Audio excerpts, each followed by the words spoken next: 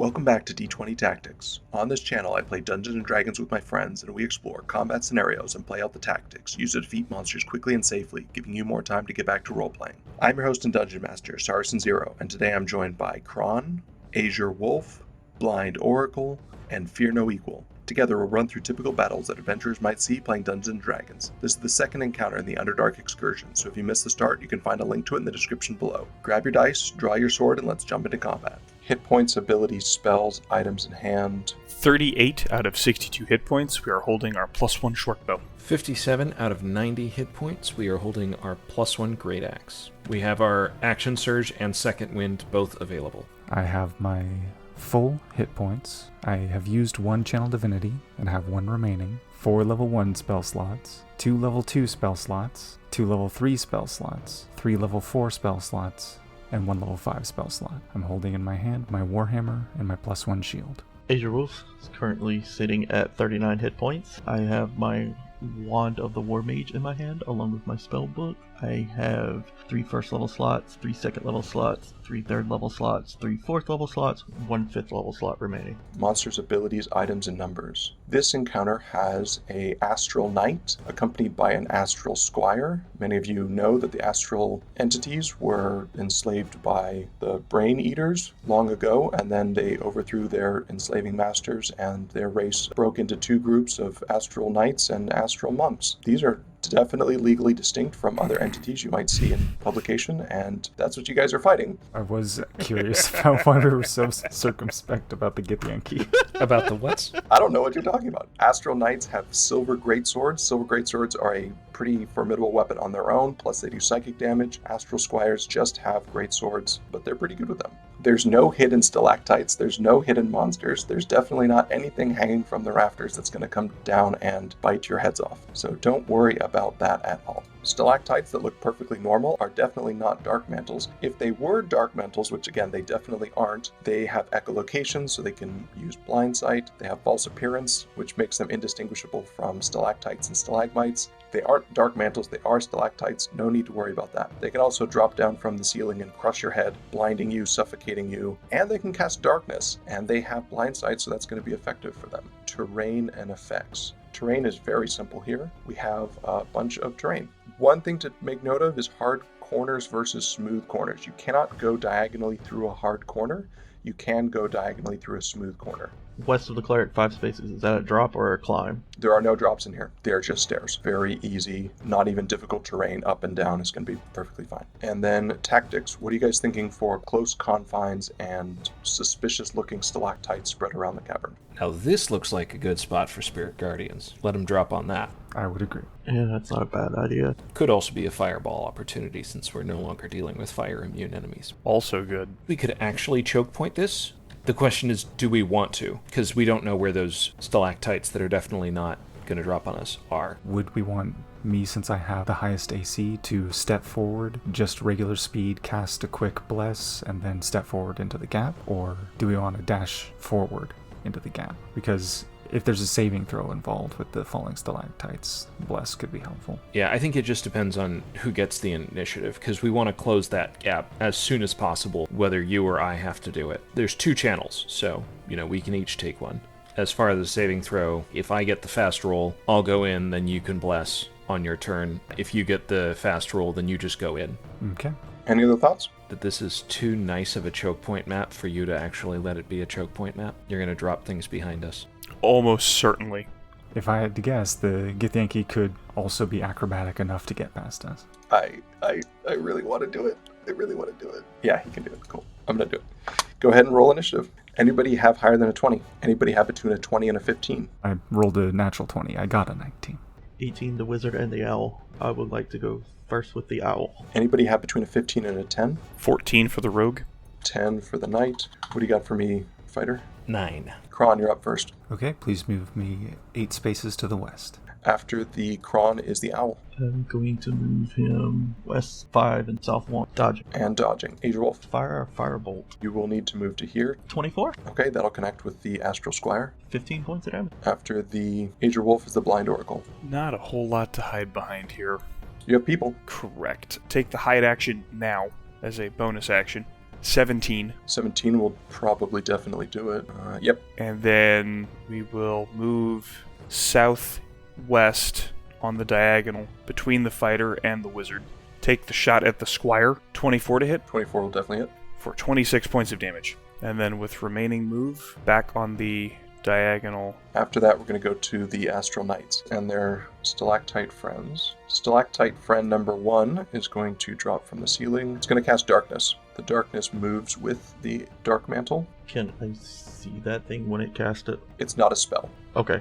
It's a darkness aura that it uses as an action once per day. It is not a spell. You can't counterspell it. But yes, you can see it when it uses its action. Gotcha. Dark Mantle is going to move into the darkness and attack the cleric. It has advantage because you're currently blinded. You can't see in the dark. It has blind sight, so it can.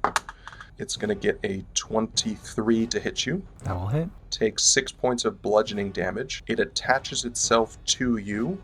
You become blinded and unable to breathe. Suffocation rules I looked up just for this encounter. Creature can hold its breath for a number of minutes equal to 1 plus its constitution modifier, which in your case is going to be something like, I want to say 40 rounds. So, make sure you keep track of those because we've definitely had 40 round combats before. You can try to break out of this with an action and a successful DC 13 strength check. The next Dark Mantle is going to move in as well. He has advantage on this attack. He gets a 13 to hit you. That does not hit. And the final one is going to cast another darkness and then move them like so, putting all of you guys in darkness. Now that nobody can see them, the knights are going to move. One's going to move to there, and one's going to move to there. They're going to dodge on their turns. After that, we're going to go to Fear No Equal. You're currently in darkness. You can hear things around you, but you can't see them.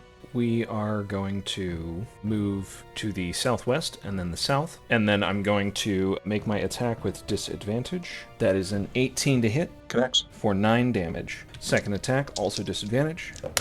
That is a 13 to hit 13 hits a Dark Mantle. for 10 damage. You all set? You know what? I'm going to action surge. Let's just knock this guy out as fast as we can. That is a 12 to hit 12 connects, for 13 damage. and that is lethal. The Dark Mantle and the darkness disappear. Well, that's going to waste me an attack because I can't get into contact with anything. But I'm going to finish my move 2 spaces southwest and 1 space south. After that, we're going to go to the Chron. I'm going to go ahead and make a melee spell attack against the Dark Mantle behind me. I'm going to attempt to cast Inflict Wounds. This requires verbal components, and you cannot breathe. I see. I guess I just have to attempt to break the grapple. That is a strength check. I don't get the saving throw bonus. Correct. It's not a save, it's a check. DC 13 strength check. I got a 19 on the die, making that a 21 total. You are no longer blinded, you are no longer suffocating, and there is not a Dark Mantle attached to you. I will move, attempting to put myself between the Dark Mantles and the Wizard. I believe that's 3 attacks of opportunity. First one is going to get a 24 to hit you. That'll hit. It'll get 7 points of damage, and it will attach itself to your head, and then you're going to move to there. And the next one's going to attack you. It's going to get a 19 to hit. I think that's a miss. That misses. Another square back. That's a 13 to hit you. That also misses. Am I suffocating again? You're suffocating again. After that is the owl. Let's get advantage on that face sucker. 4. Me, the wizard. And then Move back. that's an owl. After that is the AzureWolf. Going to cast Firebolt on that face sucker with advantage. That is a 20, not natural. Hits. That is 10 points of fire still up, huh? Mm-hmm. Let's move to the northwest one so the rogue could use me as a hiding tool. BlindOracle. You don't need to do that because I can't actually hide from the Dark Mantles. Mm-hmm. Right. I have a question. If I reach up and poke the Dark Mantle with a sword, do I risk damaging the cleric? No. Perfect. Do you risk damaging the cleric's beard? Oh, yeah. His beard is going to get all sorts of tentacles in it. Maybe that'll make it better, but I don't know. It's already charred. Yep. Draw the short sword, move up, poke the Dark Mantle. He misses on a nat 1. He hits on a 2. Perfect. A 12 hits. 12 hits, yeah. Excellent. So that's 28 points of damage to the Dark Mantle. That is lethal. Dark Mantle drops off the face of the cleric. Perfect. I would like to go back to my hidey hole in the corner. Dash back as a bonus action. You got it. After the BlindOracle is the Astral Knights. He cannot. He's going to scoot closer and dodge. He's going to go back up his friend. He's going to scoot closer and dodge. This Dark Mantle is going to move. He's going to move away from the Cleric, but the Cleric can't see him, so he does not provoke an attack of opportunity. He's going to get a 13 to hit. Miss. The second Dark Mantle is going to move in there, go after the Wizard. 9 to hit you, clearly a miss. After that, we're going to go to the Fear No Equal. Gonna move north, and we're gonna attack this guy with disadvantage. That is a 21 to hit for 16 damage. Second attack. That is a 14 to hit for 10 damage. 10 damage is lethal. The other Dark Mantle is not in darkness anymore. 2 spaces south, 1 space southwest. After that, we're going to go to the Chron. I'll go ahead and this time cast Guiding Bolt at first level. 19 total 19 hits. for a total of 18. And the next strike against it will have advantage. I'll move forward back into the choke point. And then we're going to go to the Owl. No point in giving myself advantage because I'm about to go. Let's put him behind the fighter. Dodge. AzureWolf. So this thing's on the ceiling, so there's a gap between me. So let's do Firebolt. No, it is within 5 feet of you. Okay, Shocking Grass then. That is 27, 27 connects. 10. 10 points of damage is lethal. So let's move southwest 1 and then south 1. After that, we're going to go to the BlindOracle. You have cleverly moved them behind just enough hard cover that I don't think I get a shot this turn, unless I expose. Bonus action, dash towards the Cleric. Hide action behind the Cleric. That would be a 33 to hide. Astral Knights. Going to move to there. I can't get through that sharp corner to get to the Wizard, otherwise I would. The Knight is going to throw down with his Silver Greatsword. First attack, 23 to hit you, fighter. That'll hit. 10 points of slashing damage, followed up by 11 points of psychic damage. Second attack, 16 to hit you.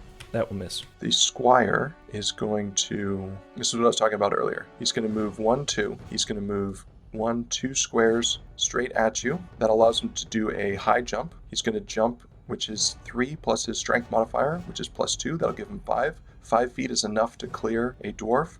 So he's going to move to there with his remaining 2. That's his movement. Rogue is no longer hidden. Then we're going to swing at that with a greatsword. First one, 22 to hit you. That'll hit. Take 10 points of slashing and 6 points of psychic together for a total of 16. We'll half that. Second attack is a 18, just enough.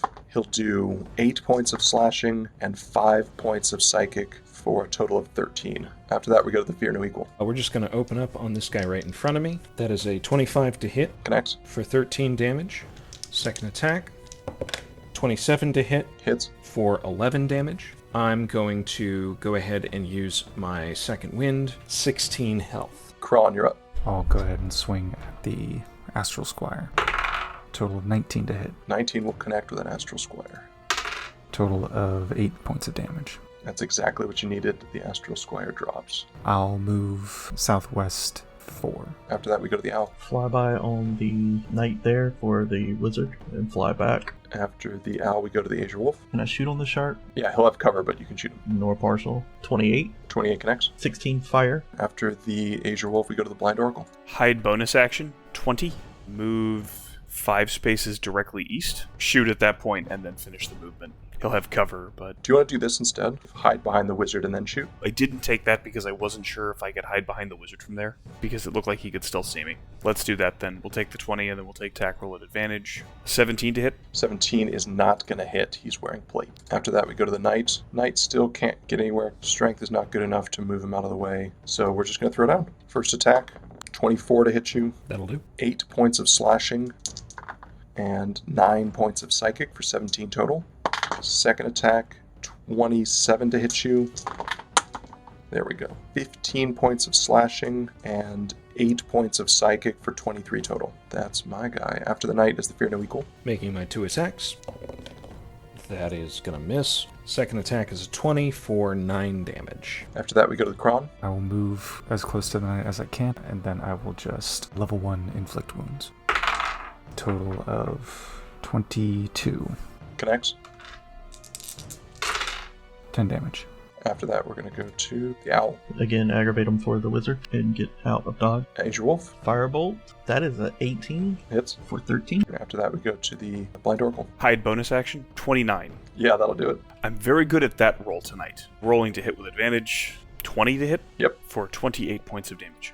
28 points is lethal, the Astral Knight will drop. Report hit points 12 out of 90. 17 of 62. 39. out of 61. 61 out of 75. 2 of you are below half. Any pre-rest actions? That sweet, sweet channel divinity. If we're resting, then Channel Divinity for 45 hit points up to half. So that'll help too. BlindOracle, how much do you need to go to half? 15. Fear No Equal, how much do you need to go to half? I will take the remaining 30. That'll put me 3 points under half. Hit dice used in total. I'll roll 2d8 out of my 9 total hit dice. And I've got a total of 7. I rolled 4. Rolled 5 for 47. Puts me at 89 out of 90. I rolled 5 hit dice for a total of 26. That puts me at 58 of 62. The adventurers perhaps think that this is not the right way to go, but there is only a fire giant lair behind them, so they have to push on deeper into whatever the Astral Knights were investigating here. 2 encounters down, 4 more to go before the long rest. Thank you for stopping by, and I hope you'll join us next week as the adventure continues. I'm Saracen Zero, and I will see you next time.